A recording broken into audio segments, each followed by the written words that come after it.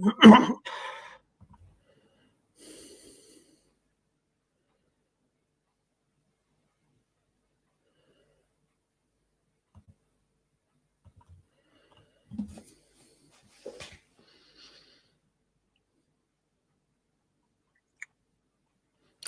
and welcome to another episode of The Game Line, Wales Online's live rugby debate show. My name is Matt Southcombe and I'm delighted to be joined by my fellow rugby writers Mark Orders and Simon Thomas to discuss the big news really that's been breaking this week coming out of the Wales camp. Obviously, unless you've been living under a rock for the last 24 hours, you will now know that Josh Adams has been suspended from the squad for the next two matches, having broken the COVID-19 protocols that all the players must follow. Just to give you a background before we get into it, Adams was found to have attended a small family gathering on Sunday, which was one of the players' days off over the weekend. He did train with the side on Tuesday, but as soon as it was made clear to the Wales management that this transgression had taken place, he was removed from the side and suspended for both the Ireland and the Scotland matches. Let's get into it then. Mark, Simon. Mark, I'll start with you. Adams, two matches. Before we get into that, what is your sort of reaction to what took place? I mean, he'll know that he made a big mistake. I mean, it's almost non-negotiable if you look at it. We're in the middle of a global health pandemic with 100,000 dead in Britain, and people just need to abide by the rules. And quite clearly, Josh breached them on this occasion. That said, I will say that, you know, there's probably a lot of people out there who have breached those rules as well. People sort of throwing rocks at Josh, and he won't complain, presumably, because at the end of the day, he knows he's in the wrong. He's 25 years of age. He's young. He's made a big mistake. It's easy to say he's got to learn from it. I think the ban is quite appropriate. 2 games sounds about right. Sends out a message. People would have wanted it to be a bit more severe, but I think it's quite right. He's made a mistake, and he's he publicly has been made to pay for that. And yeah, you know, hopefully we can sort of push on and we won't have any more of these breaches. So I must come to you on that. Do you think the punishment could have been harsher? Do you think it's fair? What's your take on it? Yeah, it could have been harsher. I find it fascinating just, you know, seeing the sort of responses from some people. I always do get warned not to read the comments beneath our stories, but sometimes I can't help myself. And some of the things you see about people questioning, you said, "Oh, what's the problem? You know, you've got to train with 30 blokes next day. What's the issue?" And people have just got to understand, you know, that this is a hugely virulent virus, and anybody who sort of mixes outside the bowl with a number of people puts himself, but more importantly, perhaps, the rest of the squad at risk, you know, of an infection. Now, we keep all our fingers very firmly crossed, don't we, that when the results of the retesting, I think, come out either today or tomorrow, that there's been no infection passed on, because it's a really serious business. Wales are in a pretty strict bubble. Players are allowed to go back. And this is the very kind of thing you need to look for them to avoid, you know, mixing with groups. And we don't know exactly how many people were involved, but clearly it was an error. No one will be more aware of that right now than Josh, you know, and he's a nice kid. I think we've all enjoyed talking to him as well as enjoyed watching him play, but he's made a big error here. He's paying for it. I think probably 2 matches is about right, and he'll obviously, you know, be pondering on a lot of things at the moment and be very reflective. And I must admit, Matt and Mark, I did feel sorry for Pivac yesterday. In that press conference, you know, there's enough pressure on him as it is after the way things went in 2020. You know, you've got a guy here who's one of his main strike weapons, top try scorer in the World Cup, and now he's lost him, and he's having to deal with a press conference where, like, I think 18 of the 20 questions were about Adams's indiscretion. It's the last thing he needed, you know, and he dealt with it very well yesterday, I thought, in the press conference, but he must have been fuming inside. Certainly, he must have been fuming when he was told, because he didn't need this. Yeah, and just on that, Mark, the thing with me is, and as Simon touched on there, I remember interviewing Josh Adams in 2018 in Argentina before his first game, and he's the same bloke now as he was then. And what I'm saying is, when I heard it was him who had done this, I was quite surprised, because he's a very grounded and down-to-earth kind of guy. But I think what we got to understand here is that the ramifications of this go far wider than just Josh Adams. As you've touched on this, Pivac didn't need this. No. His teammates didn't really need this, because now the pressure's on them. Not only that, Pivac may now be less inclined to let them out of camp in future. I know they probably will still do that, but they are going to be on a very tight rope with that now. There are people out there who already don't think international sport should be taking place at the moment, and this just adds to that. And the fact that it was allowed to end up on social media as well, it beggars belief, really, that this has transpired in the way that it has. And do you, I know you've said it there, but you genuinely believe that the 2 weeks is probably harsh enough? I do, yeah. Sorry, I do think it's harsh enough. I think it sends out a message. A mistake, a serious mistake, has been made. I don't know if I'm assuming that Josh potentially wasn't responsible for putting this on social media, but regardless of that, really, it's a sort of shocking error of judgment by Josh. But he's made it, as I said at the outset. He's a young man, and all of us have made errors, certainly in our younger days, and some of us continue to make errors in our older days. But I think 2 games is about right. It'll hurt him. It'll hurt him financially. It'll hurt him as well as an individual. He'll be embarrassed, and he'll know he's let the squad down, and he's let himself down as well. But look, I mean, everybody, I know it could have been an awfully costly mistake. Let's hope it doesn't prove that way, and hopefully, when he gets back, he'll return a better person and a chastened individual, and he'll be able to put it behind him. Mark makes a good point there. Match fees and win fees for Wales are significant. Wales win these next 2 matches, Josh Adams is going to miss out on a lot of income. So it'll hurt him in the pocket as well. You just have to face up to that, really. I must be getting old. I must be getting old, though, because I don't know what we didn't have gender reveal parties in my day. I must admit, it was in a way, it was that aspect of it which added something to it. It's almost like somebody I saw on Twitter last night said, it's not quite like Buggygate with Andy Powell, but it's heading that direction. It just adds a kind of bizarre color to it, doesn't it? Well, literally pink or blue color, and it's what Welsh rugby, eh? I put the red jersey on today, red top on, because it's actually from Madagascar, but it's actually still red. I thought Wales could do with a bit of support. They needed it before this week. They certainly need it now.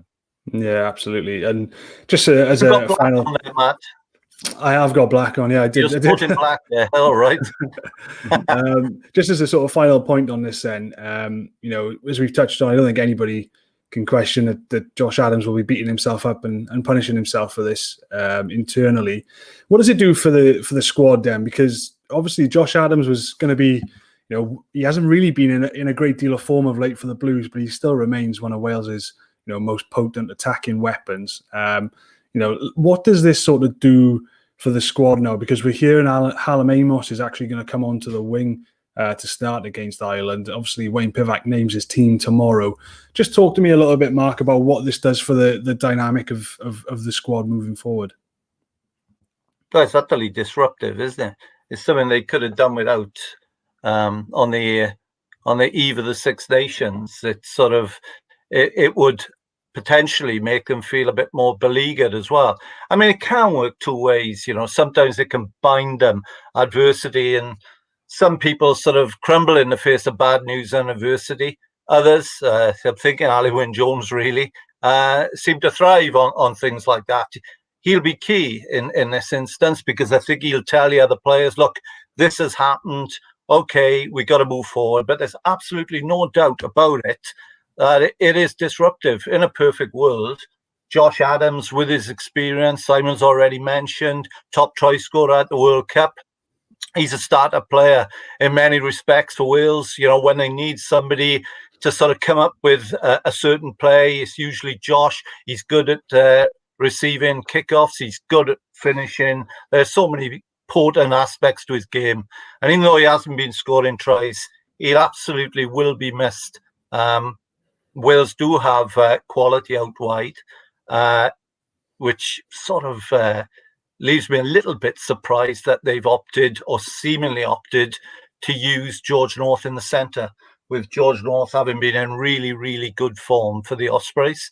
That surprised me a little bit, but we're hearing as well that Jonathan Davis might have picked up a bump, and that being the case, perhaps Pivac feels, well, look, North in the centre worked against Italy.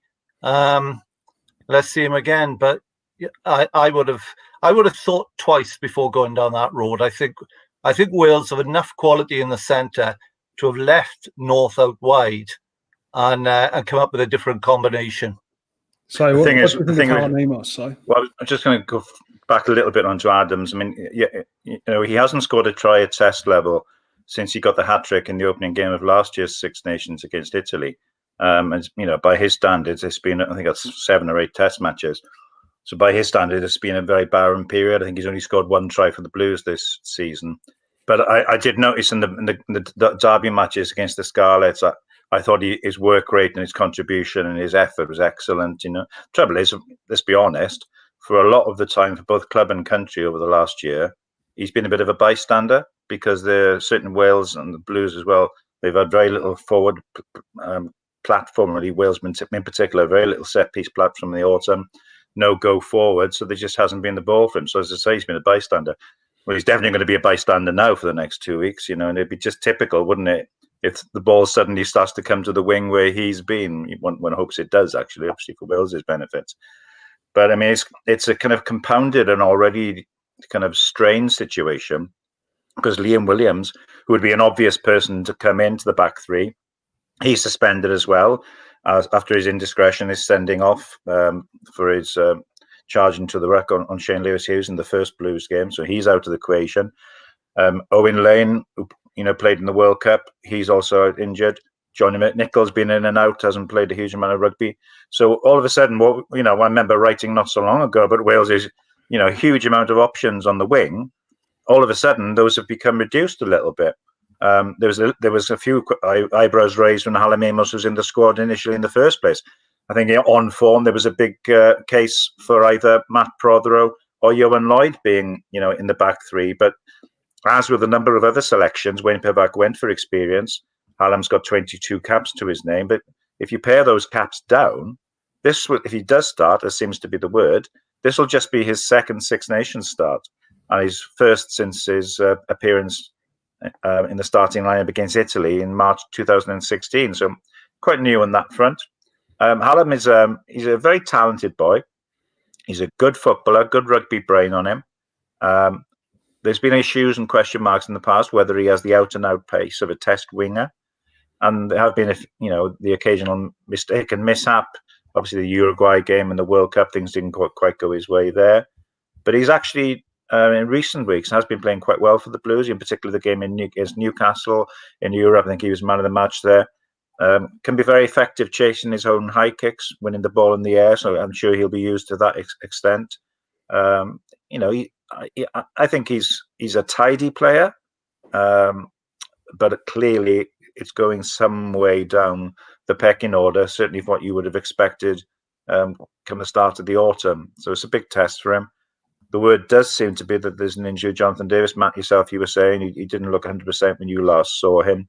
Now, Jonathan had a tough time against the Blues, up against Ray Lilo last time out. Good player, Lilo, and caused him a lot of problems when passing him a couple of times.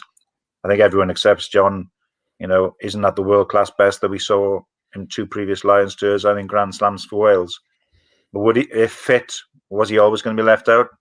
We'll never know if there is an injury now. But clearly, it seems as though North was lined up at 13. That's the way they would have been working and training. And I guess the idea is that you stick with that, just change the wing. It causes the least disruption to the whole attacking game plan that you've got in mind. George did go pretty well against Italy at 13, scored a try. And in fairness, he's been a real, Mark will know this, particularly watching the Ospreys week in, week out. He's been a rejuvenated force for them. And you would love to see him transferring that into the international stage, because he's been a real handful.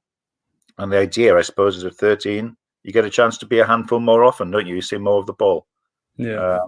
So this is what they're going to go for by the look of it. Somebody we haven't really mentioned yet. There's been a few comments coming in. One from Mike Harper here. It's time for Lewis Rees-Zammit to step up. Big opportunity for him, seemingly. You took what Wayne Pivac said at the press conference yesterday. It looks like he's going to start on the other wing. Of course, he's a guy who scored a try against Georgia. At times, perhaps didn't get as involved in the game as people would have liked in the autumn. Obviously, playing fantastically well for Gloucester. Is this a big opportunity for him now? This is another big game. It's coming to him early on in his international career. But it's slightly different now. It's not an Autumn Nations Cup match. It's a Six Nations contest, full-blooded against Ireland. It's a big occasion for Lewis Rees-Zammit if he gets that start, isn't it, Si? Yeah, it is. If you think with Lewis, I mean, he's been around a while now. He's only just turned 20, though. He's sort of still a very, very young man. I mean, I said before, I remember watching him play youth rugby, and he was just a very special talent. Burst on the scene with Gloucester, had to bide his time, didn't get a chance in the last Six Nations. I was quite amused, I suppose, amidst the sort of the grimness of yesterday when Pivac was talking about him, and he said, "I'd be surprised if he doesn't start," because I imagine that Pivac probably knows. It was a little bit of an odd phraseology. There's someone else picking the team. I think it was in the autumn, wasn't it? There was that one particular run down the left-hand side. Was it against Georgia? I'm not quite sure.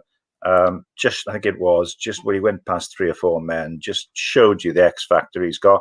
And the other thing was, Mark, I think we agree with this, that against England, you kind of saw the other side of his game. He was stressed and put under pressure defensively a lot and came up through that. So I think that will have encouraged Wayne Pivac to go with him. And, if the boy's given space, he will beat defenders and he'll cause damage. Again, it comes back to the whole thing we've been talking about for seems like a long time now. Will the outside backs get any ball? Because we've been talking all this time so far about the back three and the centres. If Wales go like they went in terms of platform and breakdown in the autumn, you could have Lord Lugan on the wing, Mark, couldn't you? And he'd see as much ball as any of them. Yeah, you're absolutely right. I think with Lewis Rees-Zammit, he did impress, and he's clearly a player, a young lad who can run like the wind.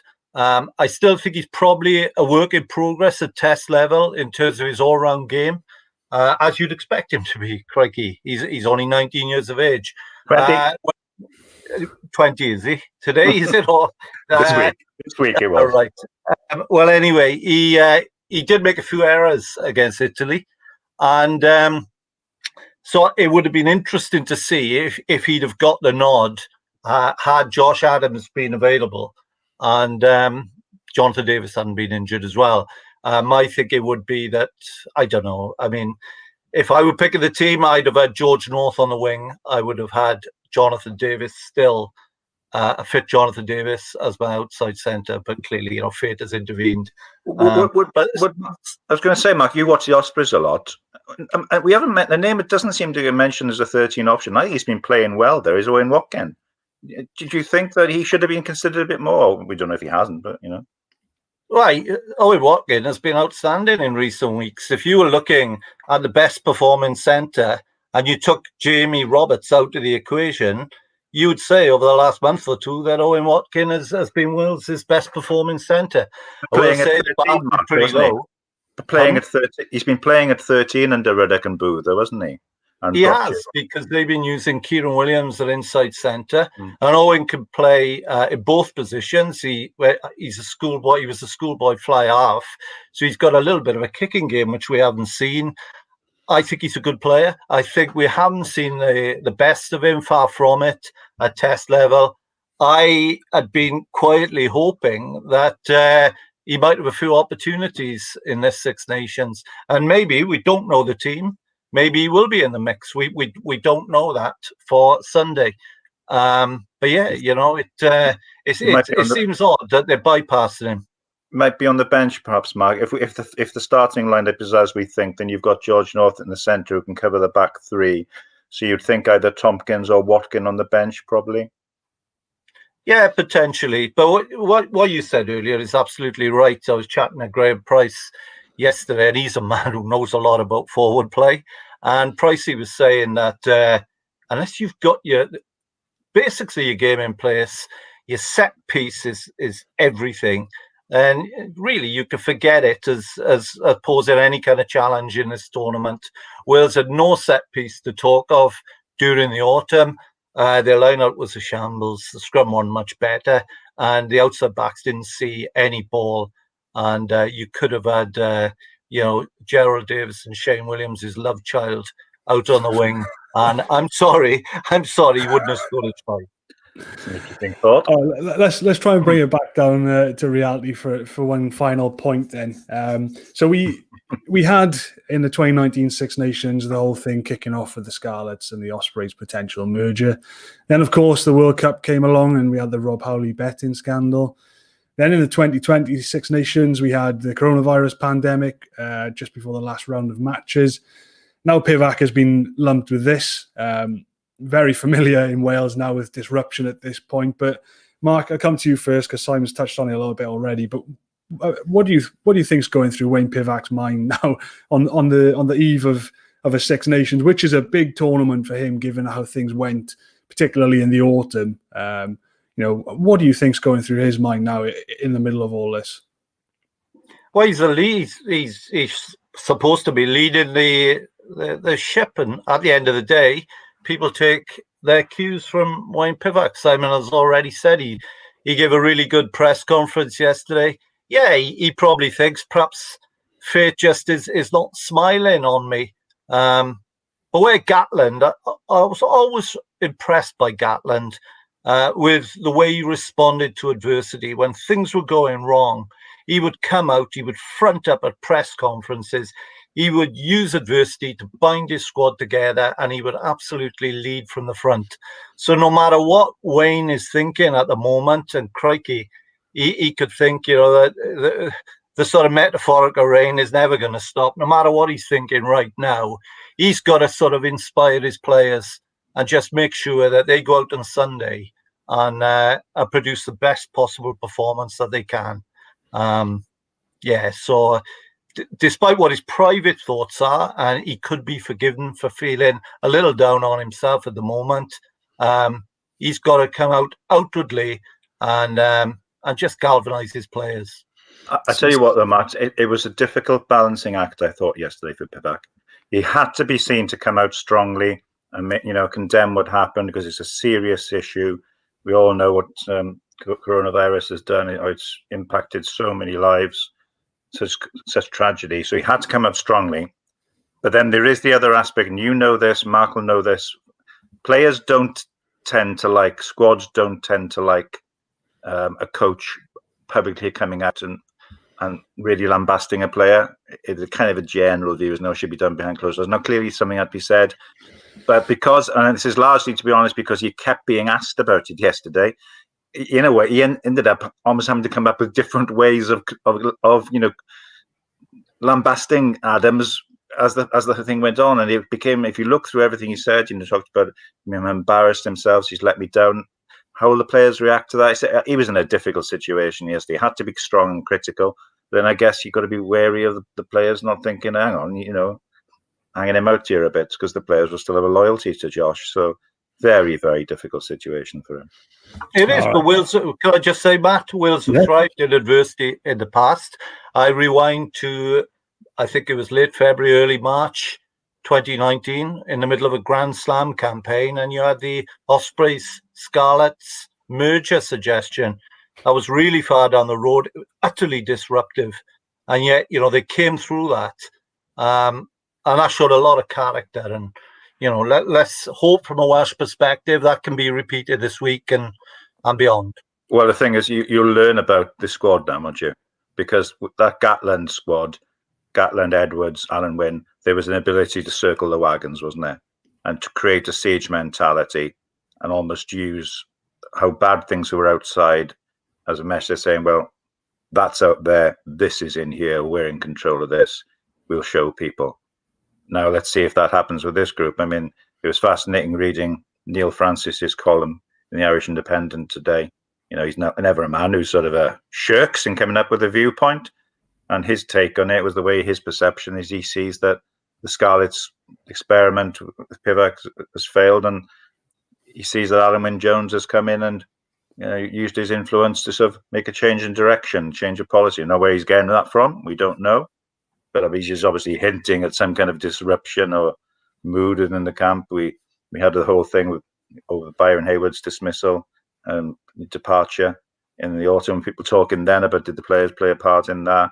So you've got all this lurking and mumbling round in the background, and how much is it a happy group? How much is everyone on the same song sheet?